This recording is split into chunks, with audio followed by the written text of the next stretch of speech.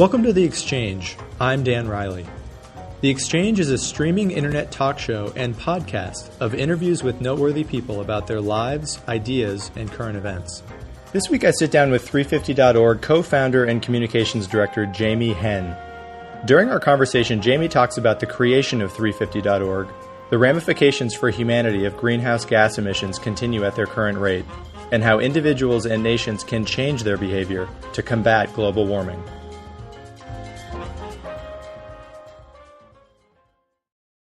Welcome to the show. Today we're sitting down with Jamie Henn, the co-founder and communications director of 350.org. And Jamie, first of all, thank you for taking the time to sit down and talk. I would love to start by learning a little bit about your personal background, how you got into this role, and then talk about the history of 350.org, and then just kind of take it from there. Sure. Well, and good to be with you. It's fun to sit down and talk about it. So I helped co-found 350 with a group of college friends and a writer named Bill McKibben about 7 years ago now. And we were all up in school at Middlebury College in Vermont. And I'd spent a few years, getting more concerned about climate change just through some classes that I'd taken and conversations that I'd been having with friends. And in college, I started doing more and more activism on the issue. And it was just small things at that point, doing bike rides across Vermont to promote renewable energy or getting involved in the local organic garden. But at that time, and again, this was sort of 2005 or so, I think students around the country were beginning to get active. It was the first time that there were real established student networks on climate change. And so we got our feet wet kind of doing online activism and some national campaigns over the summer. And so when Bill, as a writer who'd written the first book for a public audience on global warming back in 1989 and been writing about the issue for the years following that, when he really wanted to get more involved in doing activism, he kind of turned to us as the students on campus who knew how to put up websites and write emails and do this whole activism thing. And we got started really in 2007 with a national day of action on climate change called Step It Up, which just exploded and exceeded all of our expectations. We took about 10 weeks, emailed everybody we could possibly think of, reached out to every environmental group we could track down, called in plenty of favors, and ultimately had 1,400 rallies in all 50 states across the U.S. John Edwards, who was running for president at the time, came out to a rally in New Orleans and said, I'll cut carbon 80% by 2050, which was our demand at the time. And a couple days later, Barack Obama and Hillary Clinton both signed on as well. And so we saw that this model of creative action, offline but brought together on the internet, could really push forward clear demands around climate change. And that was really the genesis for 350. 350 became the global identity of that first campaign, and we ended up doing a big global day of action in 2009 and had 5,200 events in 180 plus countries. CNN called it the most widespread day of political action in the planet's history. And again, we were just blown away by the level of engagement and excitement and commitment that people brought from all around the world. So since then, 350 has continued to try and run campaigns that are both creative, that have a real sense of narrative, that tap into people's desire to take action on climate change, and continue to see what we can do to really tilt the needle on this issue and create the type of political movement that we see necessary for real change. And the name 350, and I know that has a scientific connotation. What is 350, and what is the goal that's linked to the name of the organization? Sure. So we're named after the goal of reducing the level of carbon dioxide in the atmosphere to 350 parts per million. Right now, we're at about 400 parts per million. I just saw a graph go across Twitter today that showed the levels of CO2 in the atmosphere have been above 400 for a few months now globally. The reason why we picked 350 is because we were searching for a number of things. One, a unifying target that applied globally no matter where we were at. 350 really is the kind of line after which climate change becomes really dangerous. And of course, we're past that, and we're beginning to see the impacts of what that does. The further we get away from 350, the worse the impacts are. And if we're serious about solutions, they should really be pointing us back in that direction. The second thing we were looking for was something that would actually translate around the world. It became very difficult to come up with names that you could do in all these different languages without offending somebody or saying the wrong thing. So 350 was kind of a numerical target that anybody anywhere could recognize.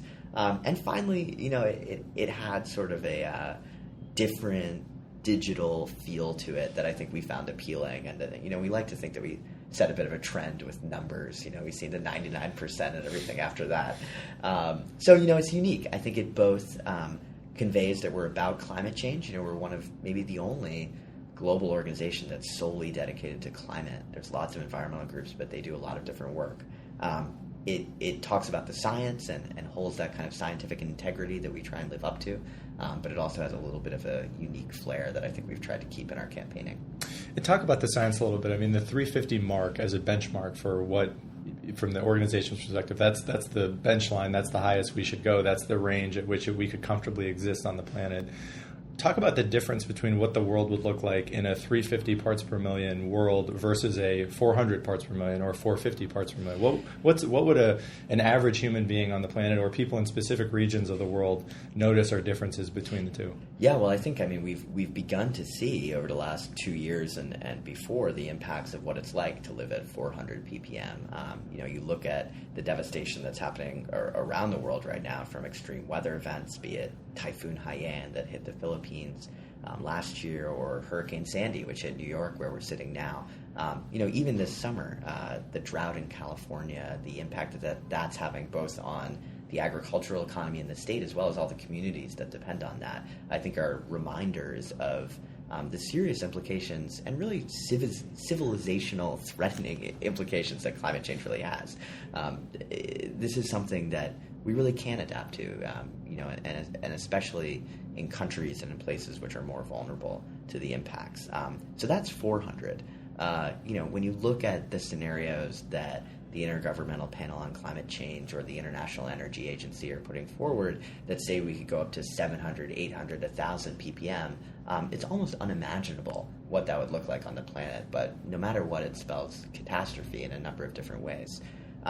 Getting back to 350 is extremely difficult. It's an aspirational target far beyond putting a man on the moon. But it's what science says is necessary. And if we begin to head in that direction, it provides the space for the planet to begin to recover. It allows those ecological systems to begin to move back into balance. And if anything, allows us to begin to chart a course for humanity in the 21st century. I think that we have big choices to make about how we want to live on this planet and whether or not we can provide for the people that are coming in the next generations. I think 350 provides that kind of clear direction of where we need to be headed. And it's not that at 350 one would notice a world free from tornadoes and hurricanes and extreme weather. It just, right. The magnitude, the size, the scale of those would be much more manageable than it would be if in greater numbers of parts. Yeah, that's exactly right. I mean, we have big problems that we need to face as a society, whether it's poverty or economic injustice and social injustice. But those problems are things that we can actually tackle on a planet where we have a functional civilization. If we let climate change go unchecked, there's no way that we're going to get after those other big issues. Many development experts have put it really succinctly that climate change undoes all of the limited progress that we've made over the past few decades.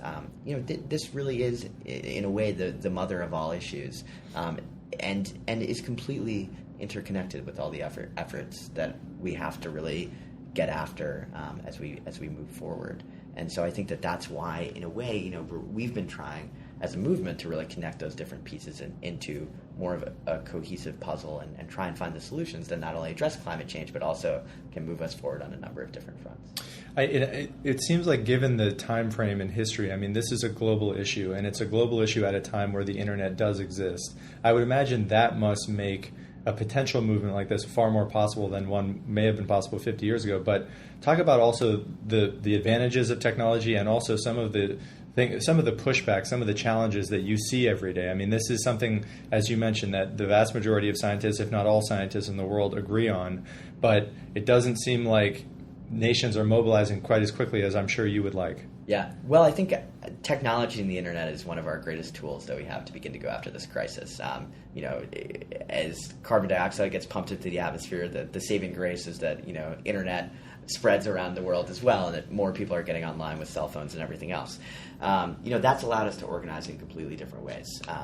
The type of work that 350 does in terms of coordinating these massive global days of action, of leveraging online action to actually create a political impact, none of that would have been possible a decade ago. And I think we're still figuring out the best ways to combine offline mobilization and online action in ways that can really shake up the political system and provide change.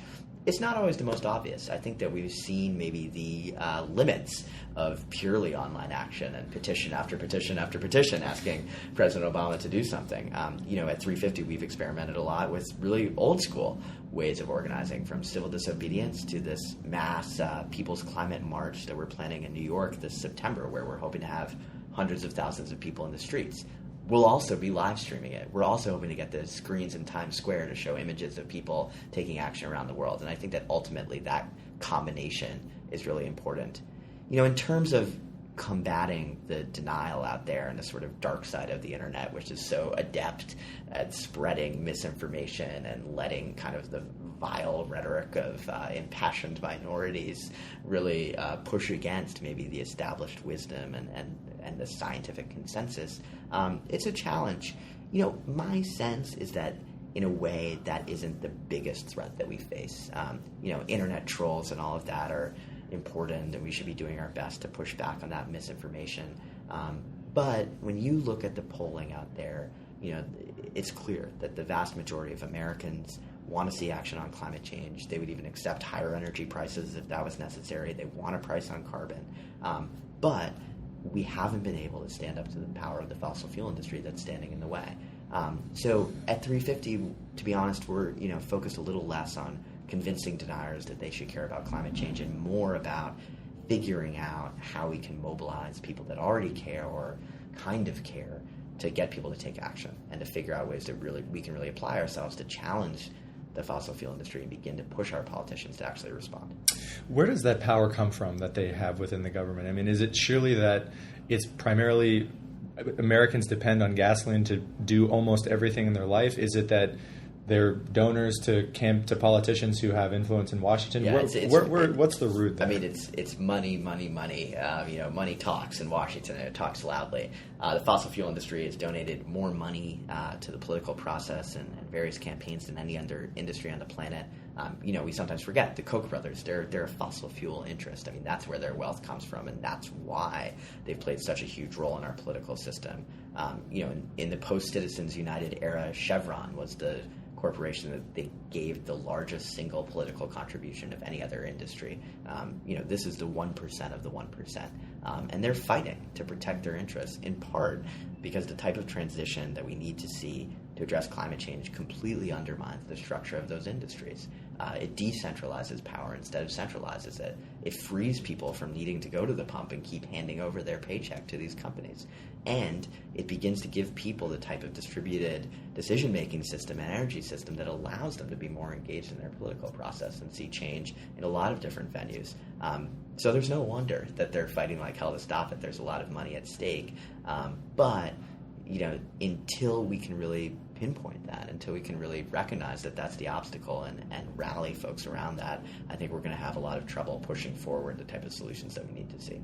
And is it really gasoline primarily that is driving the rise in parts per million? It seems like it's a combination of a variety of different factors that's contributing to the rise in carbon. But would you identify that as the primary the primary adversary to decreasing the carbon in the atmosphere? Well, I think that, obviously oil consumption is a big part of it, and the oil majors, the major oil companies like Exxon and Chevron are particularly engaged in the political obfuscation and lobbying that's blocking progress.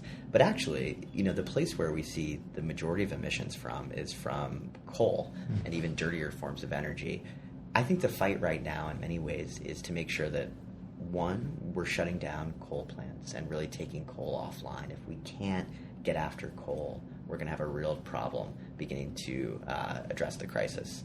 Second is really making sure that even dirtier and new extreme forms of energy don't come online. That's why we're engaged in such fights around things like tar sands, and increasingly things like fracking, where natural gas originally looked like maybe it would be a cleaner source of energy, but now that we know more about the methane leaks and other problems associated with it, becomes a real place where we need to put up a stand. And third is then beginning to chip away at things like oil consumption that are really embedded in the economy.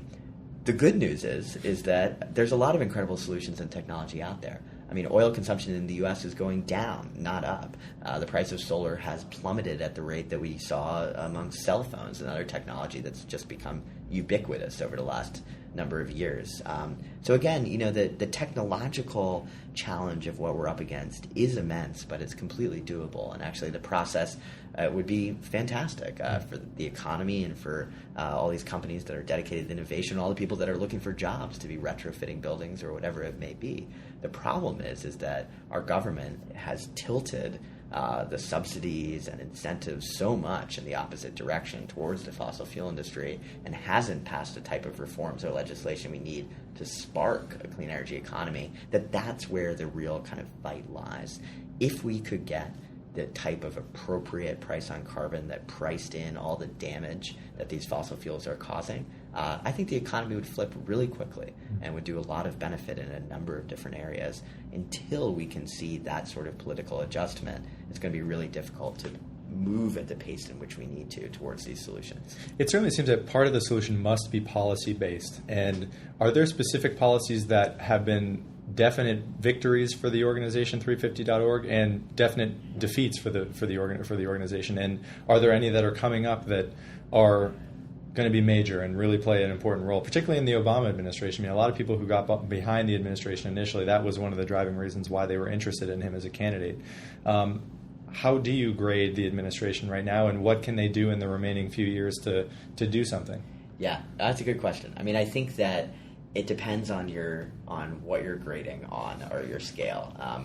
Graded in dealing with the climate crisis and doing what science actually demands that we need to be done, a D minus, if not an F. Grading in terms of the political landscape in which the president has found himself and the complete lack of a Congress that's willing to do anything, maybe you move up to kind of a D plus, C minus, I think. Look, this is an administration that came into office saying that they would end the tyranny of oil, that they this is the time when we'd see the seas begin to fall. And we haven't seen that type of commitment. The problem is that the administration wants to have their cake and eat it too. They'll promote solar panels, they'll put some money into clean energy, but then they'll go ahead and open up the Powder River Basin in Montana for coal mining. And there's enough carbon locked in there to completely wipe out the other work that they've done. They celebrate building wind turbines, but then they also say that they've opened up more oil and gas drilling than any previous administration. That might work in politics where you want to have a little bit for everybody, but when it comes to the science of climate change, physics and chemistry aren't negotiating. It does come down to how much carbon you're pumping into the atmosphere, and this administration has continued to move us forward on the fossil fuel path in ways that are just unsustainable. In terms of the policy piece and what we've been doing, in a way, the greatest failure is that we haven't been able to really implement larger system-wide climate policies that can have a real impact. It's a tough road to hoe. I mean, there's a lot of work to be done, but I think that we're continuing to figure out how we can assemble the type of broad, diverse, powerful movement that can drive those pieces forward. These changes don't come quickly. It took decades for many of our major civil rights legislation or other pieces to get into effect. Sadly, we don't kind of have that time frame when it comes to climate change. We need to act sooner. But we're beginning to see the ways that we can make an impact and the ways that we can have wins. The most kind of prominent example that we've been involved in has been this fight against the Keystone XL pipeline, which 3 or now almost 4 years ago, everybody thought would be built. They did a poll, National Journal commissioned a poll of so-called energy insiders, all the people in Washington that tell you, what's going to happen and what isn't. And 97% of them said the Keystone XL pipeline will be built by the end of the year. There's no way it's going to be blocked. That was 3 years ago, and that pipeline's still rusting in a field somewhere in Nebraska. And so I think that the combination of that fight brought of people on the ground who are really committed to protecting their homes, of national organizations that are really willing to throw their weight behind a fight, and of hundreds of thousands of everyday people that were willing to demonstrate in D.C., commit civil disobedience when necessary, and mobilize online to stop this project, we've been able to really hold it back. That's a big win in some ways. Is it enough to address climate change? Not at all. But it does provide us a template and the type of momentum that we need to be really going after these larger challenges.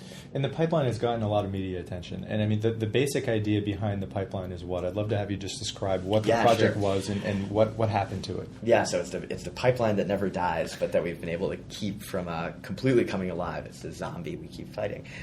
So Keystone XL would be a 1,700-mile pipeline that would flow from the tar sands, which are a really dirty, muddy, just terribly thick and nasty form of energy up in Alberta, Canada. And it would take that and flow all the way down across the United States to refineries at the Gulf Coast of Mexico, where, according to all of the industry's own paperwork, it would be refined and then sold for export. So this is not a pipeline to America, it's a pipeline through America to try and get this oil overseas.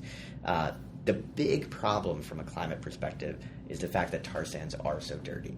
Our leading climate scientist in this country, NASA's Dr. James Henn, said that Keystone XL was a fuse to the largest carbon bomb on the planet, and that if the Canadian tar sands were fully developed, it basically meant game over for the climate.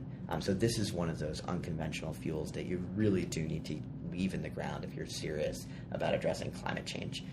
Keystone has all sorts of other problems as well, from the refinery communities where children are getting asthma and other health effects, to the risk of a spill all on the pipeline route, to the devastation that the tar sands mining is causing up there in Canada. So it's no surprise that people up and down the pipeline route and across the country have really mobilized around it. The reason why we've been able to hold it back is because in order for Keystone to cross our international border with Canada, they need what's called a presidential permit.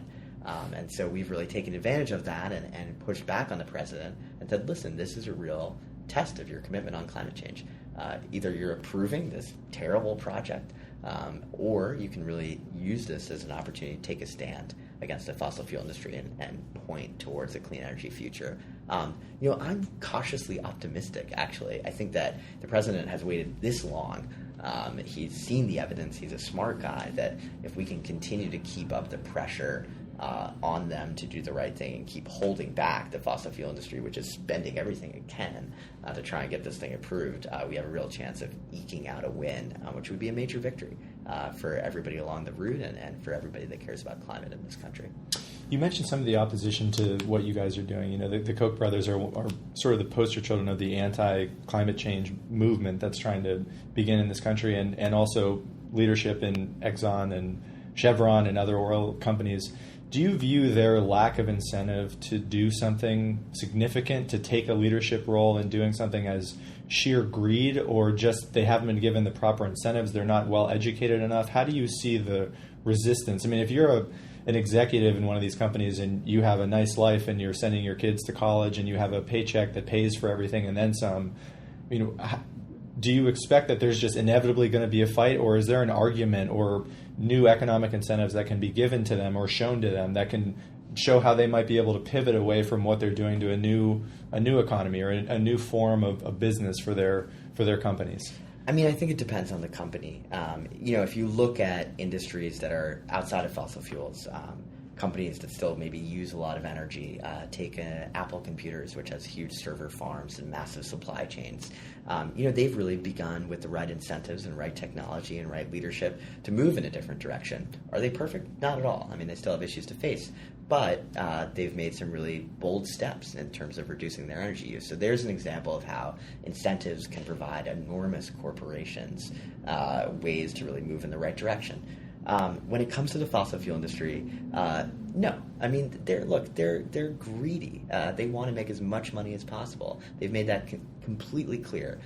If Exxon and the Koch brothers and people really put their minds to it and said, we want to move towards a clean energy future. They have enough money stockpiled that they could be doing all the research they need and pumping it into clean energy and figuring out how to move in that direction. Instead, they've done the exact opposite. Almost every fossil fuel company, from Exxon to BP, which even changed their logo and said they were beyond petroleum, has absolutely slashed their renewable energy research and development programs. Instead, they're doubling down, spending hundreds of millions of dollars a day as an industry exploring for new hydrocarbons.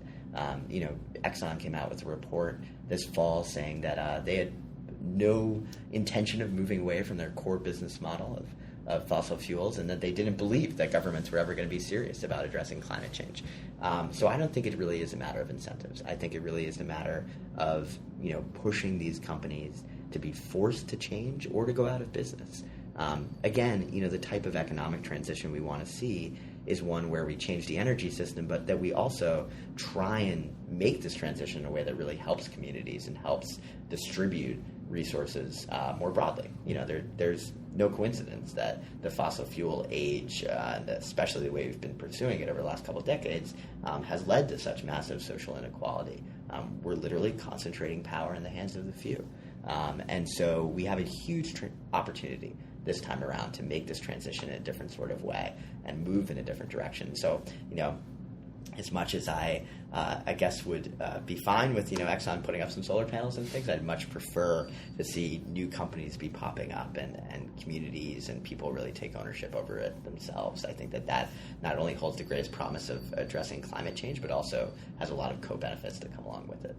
If you were to look outside of the United States and look at other nations and how other countries have responded to this issue, are there some that you look to as models that we can learn from and adopt some of the things that they've done, both keeping their economy alive and thriving and prospering and doing just fine, but also taking these changes that we've learned we need to make over the last 20 or 30 years, taking them seriously and actually implementing them? And if so, what have they done and what countries are they? Yeah, well, I think there's a number of places to look.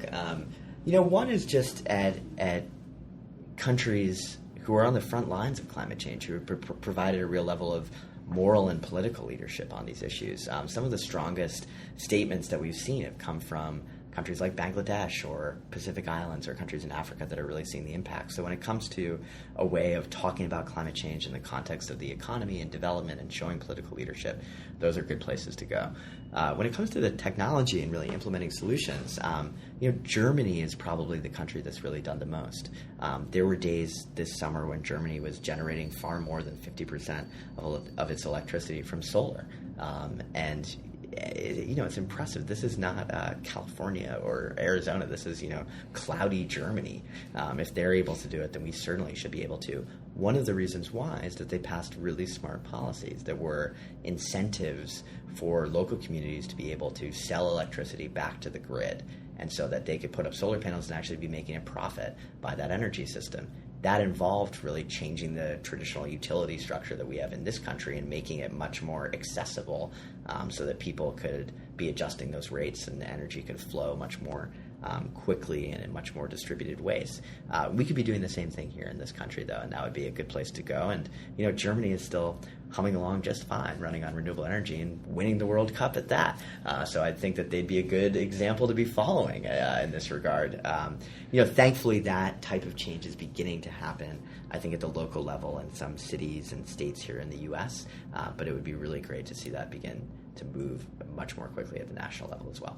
From an individual perspective, an individual citizen in the United States, if you could ask them to do one thing or a couple of things in their life to devote some time or energy to this issue, would it be activism politically? Would it be changing their behavior in some ways by carpooling more often? What is it, an all of the above scenario? What would be a couple of things that you would recommend that people do to try to begin to take this seriously? Yeah, well, I think there's a number of things. One would be getting involved politically and the activism piece of it. I think that this is one of those problems where there's no way for us to make the transition fast enough if we don't really make the political system work for us.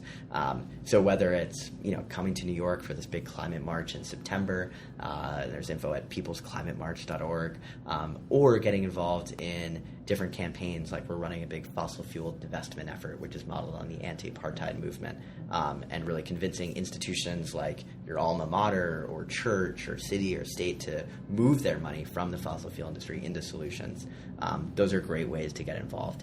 I think that actually for those policy geeks or people that really want to see things happening at the local level, local government is a place where people really can push forward some interesting initiatives. And it's a fascinating way just to get involved in the civic life of your community.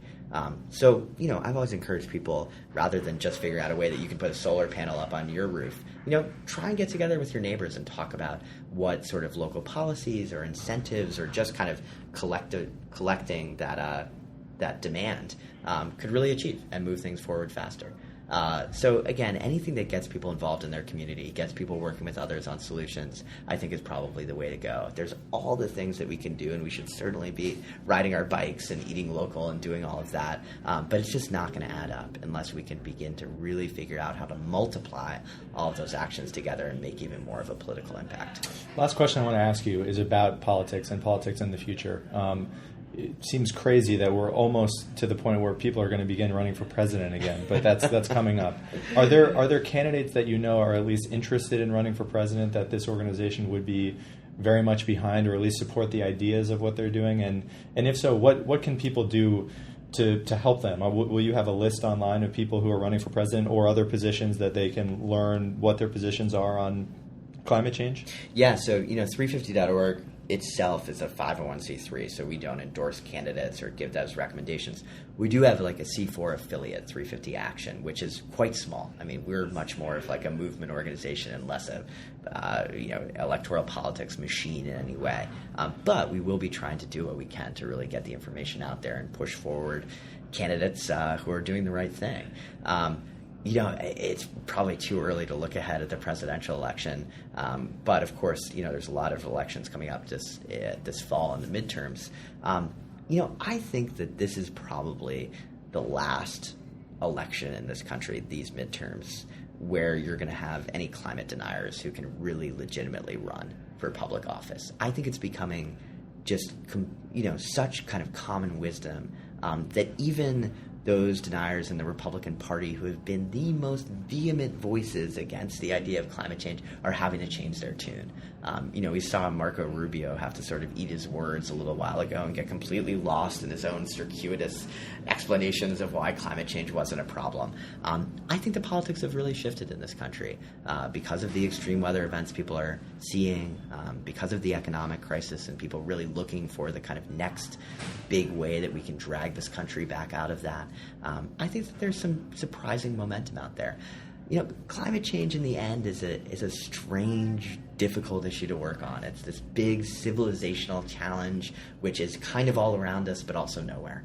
And what we've tried to do at 350 with all the people around the country and around the world we work on is to make that feel real, whether it's showing people the impacts it has in their lives, showing people the opportunities that are there if we begin to address the crisis, and finally showing people that there's a movement, that people really care.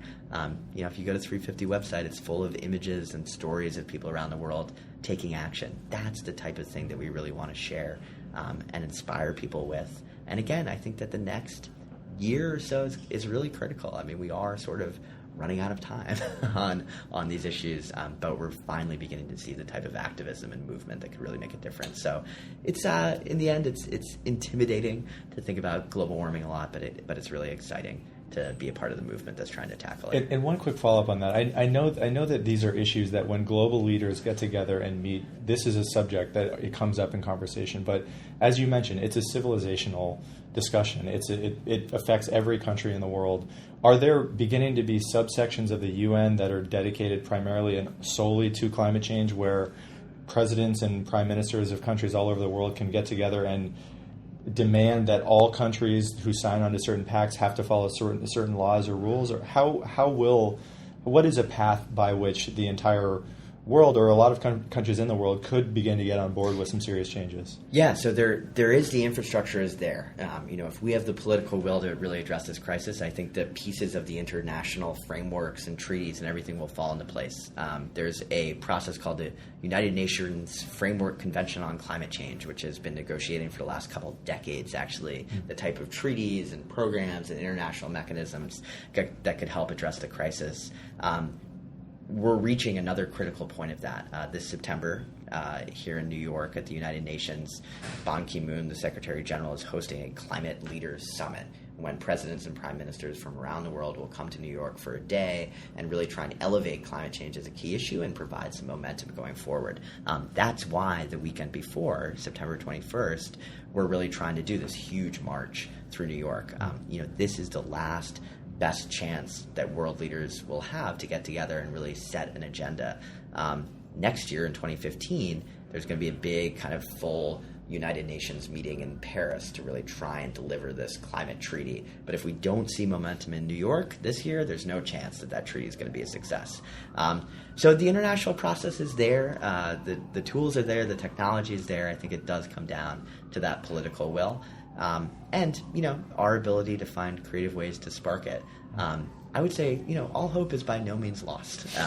There are good news that, again, the technology and the excitement in the solar sector, I think, are really promising. What we need to do is figure out how to create some real momentum and begin to push these politicians to have the backing that they need to stand up to the Exxons and Koch brothers of the world and really deliver for the people who are being impacted by this crisis. Jamie, thanks so much for coming on the show. Thanks a lot.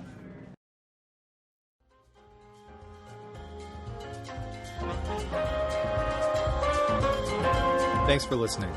If you're interested in learning more about The Exchange, want to listen to episodes online, or would like to reach out to the show, feel free to visit the show's website at theexchangeshow.com.